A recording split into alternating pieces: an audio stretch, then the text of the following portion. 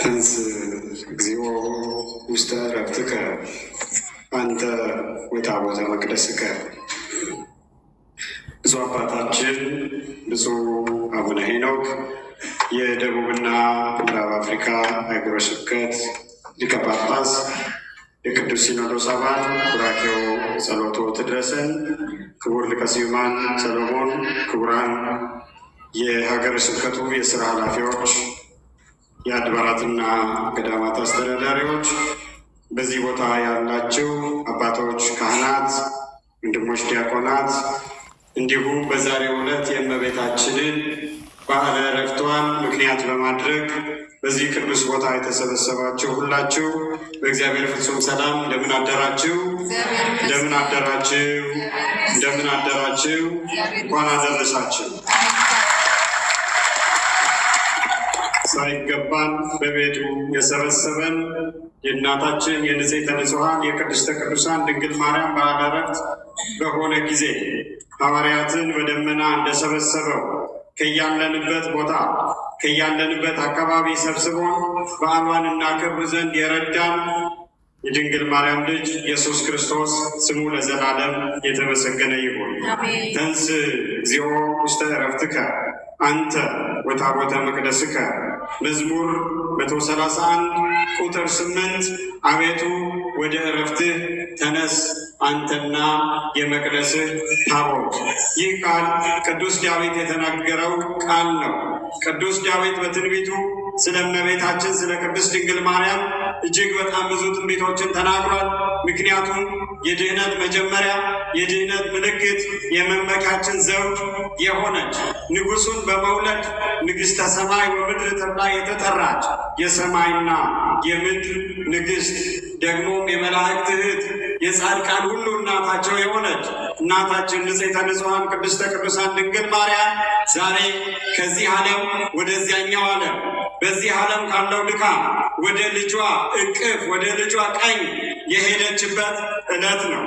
ተንስ እግዚኦ ውስተ ዕረፍትከ አንተ ወታቦተ መቅደስከ ብሎ ዳዊት እንደተናገረው አቤቱ ወደ ዕረፍት ተነስ፣ በልዕልና ወደምትታይበት፣ በክብር ወደምትቀመጥበት፣ በመላእክት ወደምትመሰገንበት፣ ቅዱሳን ቅዱስ ቅዱስ እያሉ መልክህን እያዩ በአንተ ብርሃን ወደሚኖሩበት፣ አዳም ተዘግቶበት ከነበረው ሲኦል ወደሚገባበት ወደ ገነት በጽርሐ አርያም በመላእክት በኪሩቤል በሱራፌል ላይ ተቀምጠህ ወደምትታይበት፣ ከአባትህ ጋር ከመንፈስ ቅዱስ ጋር ወደምትመሰገንበት ተነስ አንተና የመቅደስህ ታቦት።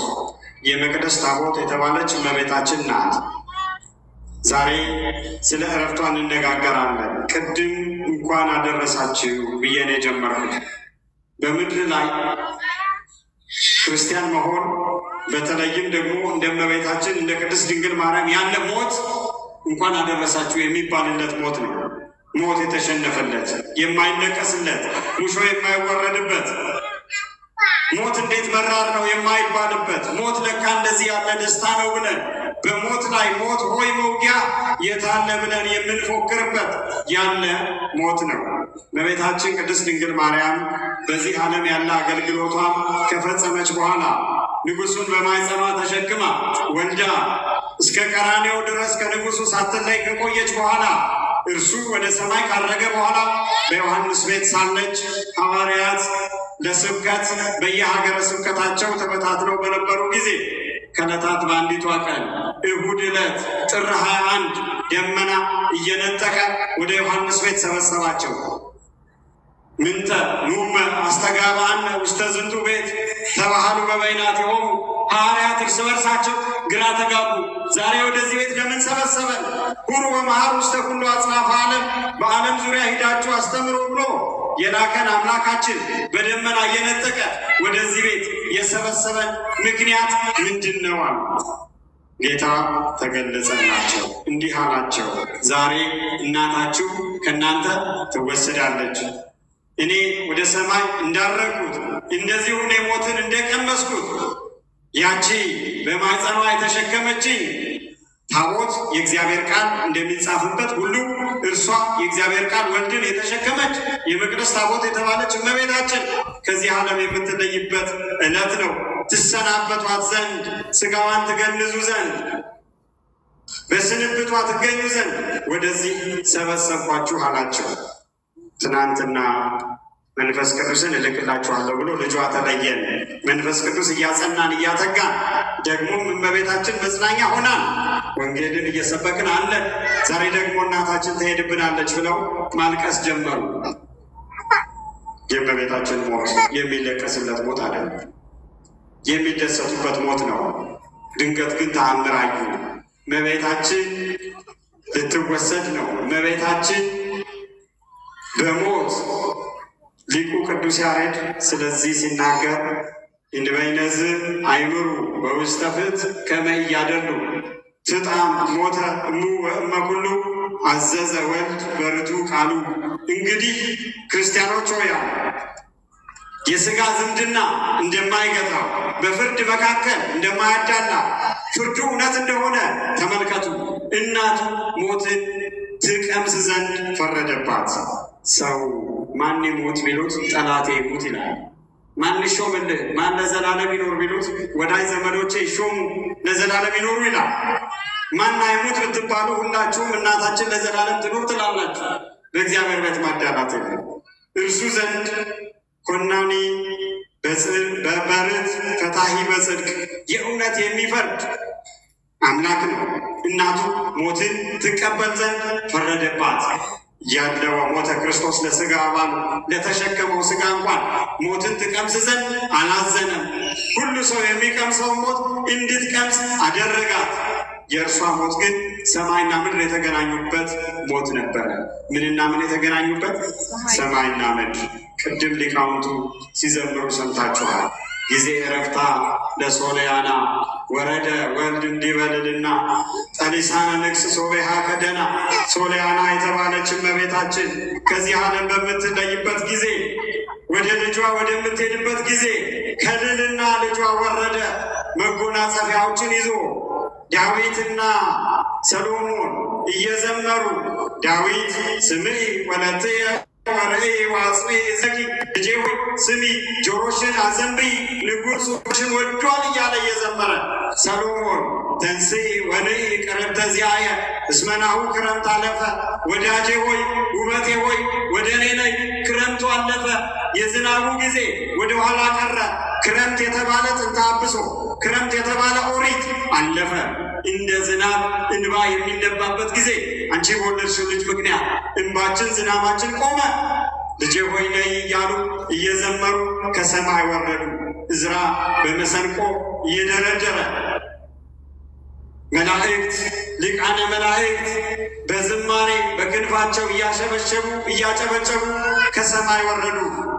ጠሊሳነ ንግስ ሶቤሃ ከደና መጎናጸፊያ የንግስ ልብስ በእርሱ ዘንድ ያለው ድል ለነሳው ሰው ያላየው ልብስ እሰጠዋለሁ ብሎ በራዕየ ዮሐንስ እንደተናገረው በዚያ ጊዜ አለበሳት። እንዴት ናቸው? የሚያሳዝን የሚያስደስት ድል የነሳንበት እረፍት ነው የእመቤታችን እረፍት። ሐዋርያት አለቀሱ። የምታለቅሱለት ሞት አይደለም አላቸው። እመቤታችን ሞትን እቀምሳለሁ ብላ አላሰበችም እና ሊቃውንቱ ምን ይላሉ? እፎኑም እማምላክ በከየት ደንጊጻ ከመኩሉ ሰብ ሞት ሶበ ሐወፃ። እመቤታችን እንደ ሁሉም ሰው መልአከ ሞት ወደ እርሷ በመጣ ጊዜ ደንግጣ አለቀሰች። ዮሐንስ በልብሱ ፊቷን ሸፈነው። ያን ጊዜ ልጇ ከልልና መጎናጸፊያዎችን ይዞ ወረደ። አዳምና ሔዋን መድኃኒታችንን ልናገኛት ነው፣ ወደ እኛ ልትመጣ ነው እያሉ ዘመሩ።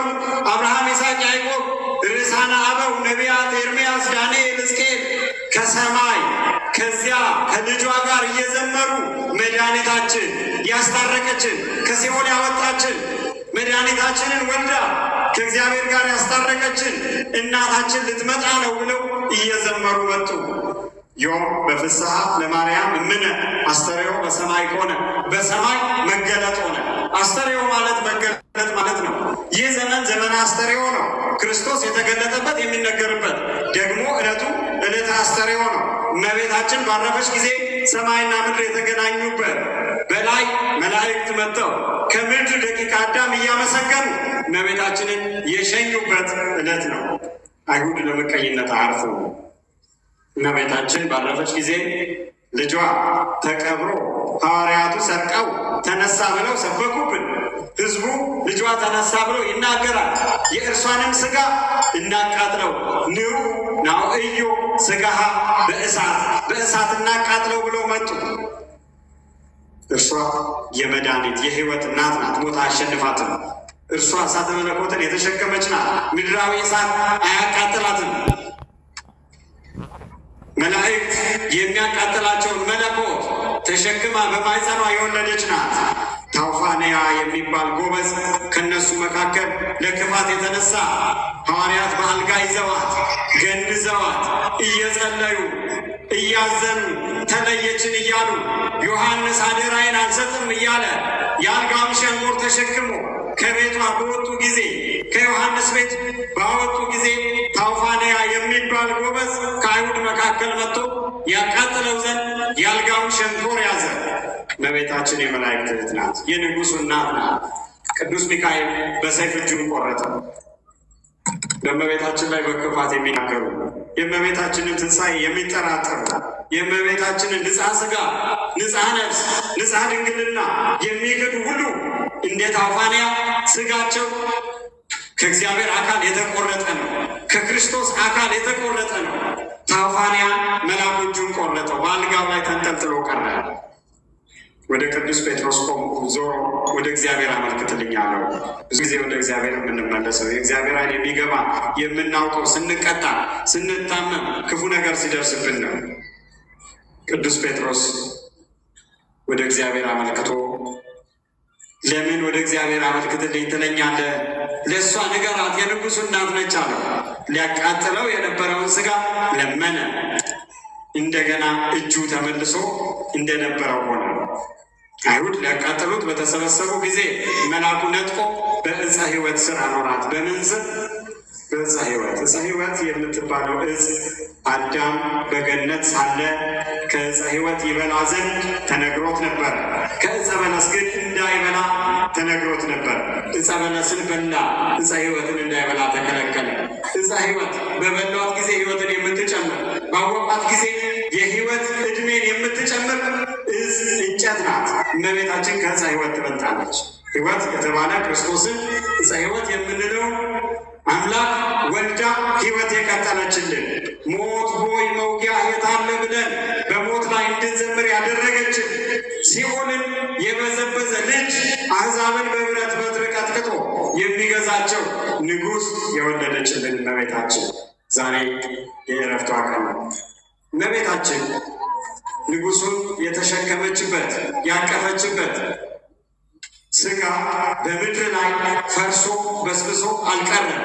እንደ ልጇ ባለ ትንሣኤ በሦስተኛው ቀን ተነስታ ዕርገቷ፣ ፍልሰቷ፣ የሥጋዋ መቀበር የሚተረከው ነሐሴ 16 በሚከበረው በዓል ቢሆንም ከተቀበረች በኋላ በሦስተኛው ቀን ተነስታ ወደ ሰማይ አድርጋለች። በልጇ ቀኝ ትገኛለች። ያ ሥጋ ቅድም ሲዘመር እንደሰማችሁ ይእቲ ሥጋ ተዘከር ሥጋን ተነሳይከ እምቅድስት ድንግል አቤቱ ይሉታል ቅዱሳን ሲለምኑ። ያንን የእኛን ሥጋ ከማርያም የነሳኸውን ማርያም የሰጠችህን ከማርያም የወሰድከውን ሥጋ አስበህ ደካማ በሆንን ጊዜ ሥጋው ደካማ ነው ብለህ ማረን፣ ይቅር በለን ብለው የሚለማመኑበት ሥጋ ነው። ያ እመቤታችን ንጉሡ ከእርሷ የወሰደው ሥጋ የነሳው ነፍስ ማለት ነው። ግን በክርስቶስ ዘንድ ፍርድ እኩል ነው። በልጇ ቀኝ ለመቆም ነፍሷ ከሥጋዋ ተለየ። ሰላም ለጻተ ነፍስኪ እንበለ ጻሕቅ ወጻማ ለነቢር ዘልፈ በየማነ ወልድኪ ፌማ። ያለ ጻር ያለ ጣር ያለ ጋር ያለ ሕመም ያለ ድካም በሐዋርያት መካከል መላእክት እየዘመሩልሽ ደቂቀ አዳም ከአንቺ በፊት የነበሩት አበው በዙሪያሽ ቆመው እመቤታችን እናታችን መድኃኒታችን እያሉሽ ነፍስና ሥጋሽ ተለየች አለ። ለምን ነፍስና ሥጋሽ ተለየች? በልጅሽ ፊት በልጅሽ ቀኝ ዘወትር ትኖሪ ዘንድ። ይህኛው ዓለም የሚያልፍ ዓለም በቅድስና እስከኖርንበት ድረስ ወደማያልፈው ወደማይዝገው ወደማያረጀው ዓለም እንሸጋገራለን። የእመቤታችን መሞት ስለምንድን ነው ቢሉ ስለ 3 ነገር ነው። እንዴት ናቸው? ይህንን ተናግሬ ያበቃለሁ። ስለ 3 ነገር እመቤታችን ሞትን ቀምሳለች። አንደኛው ሁሉም ሰው በሚሞት ጊዜ አዲሱን ሥጋ ይለብሳል። ለሁሉ ሰው የተሰጠ ነው ሞት። ቅድም እንዳልኳችሁ የክርስቶስን ርቱ ፈራጅነት ለማሳየት እመቤታችን ቅድስት ድንግል ማርያም እንደ ሰው ልጆች ሞትን ቀምሳለች። የእርሷ ሞት ከአዳም ልጆች የሚለየው ሥጋዋ በመቃብር ፈርሶ በስብሶ ባለመቅረቱ ነው። ሁለተኛው ምክንያት እመቤታችን ንጽሕተ ንጹሐን ቅድስተ ቅዱሳን ድንግል ማርያም ምንም እንኳን የንጉሡ እናት ብትሆን ሁሉም ሰው የዳነው በክርስቶስ ሞት ነው።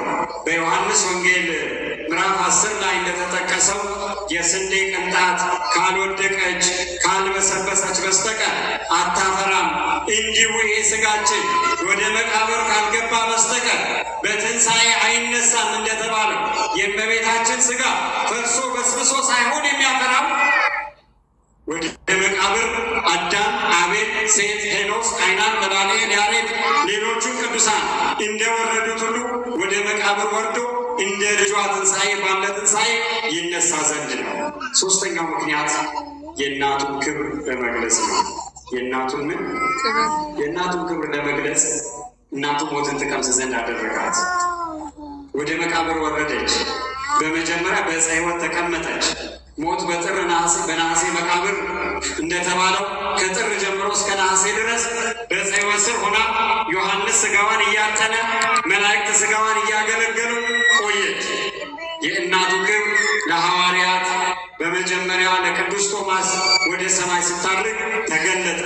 በኋላ ሐዋርያት ትንሣኤዋን ግለጥልን ባሉት መሰረት ጌታ ሥጋዋን አምጥቶ እመቤታችን መንበር ጌታ መስዋዕት ሆኖ ቀድሶ ሐዋርያቱን ሥጋው ደግሞ አቀበላቸው።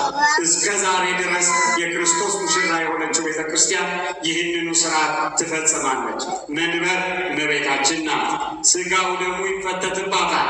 በመጀመሪያው በሥጋ መንበር ሆነዋለች። ኪሩቤል የእርሱ መንበር መሆን አይችሉም። እናንተ አይደላችሁም የምትሸከሙ የምሸከማችሁ እኔ ነኝ የሚላቸው ናቸው።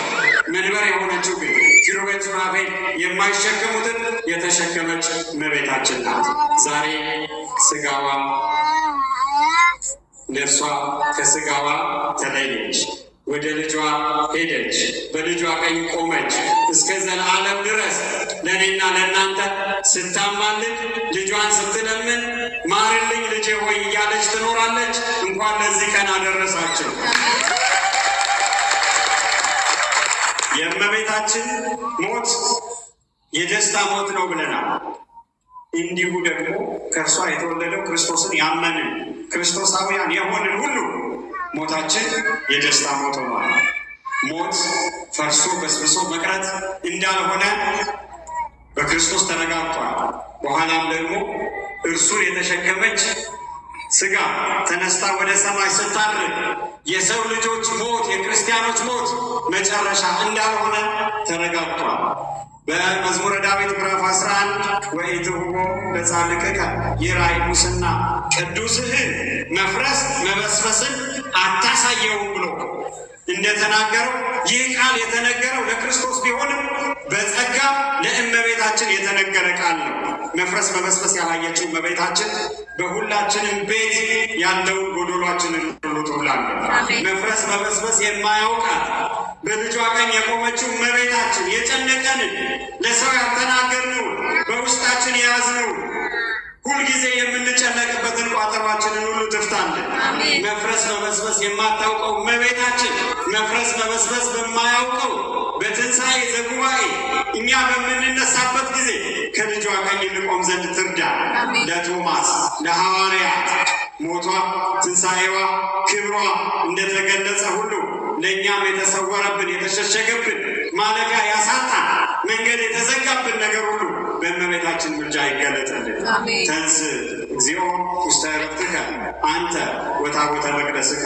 አቤቱ ወደ ዕረፍት ተነስ፣ አንተና የመቅደስ ታቦት ከተባለች እመቤታችን ጣዕሟን፣ ፍቅሯን፣ ረድኤቷን፣ አማላጅነቷን፣ ርኅራኄዋን ያሳድርብን።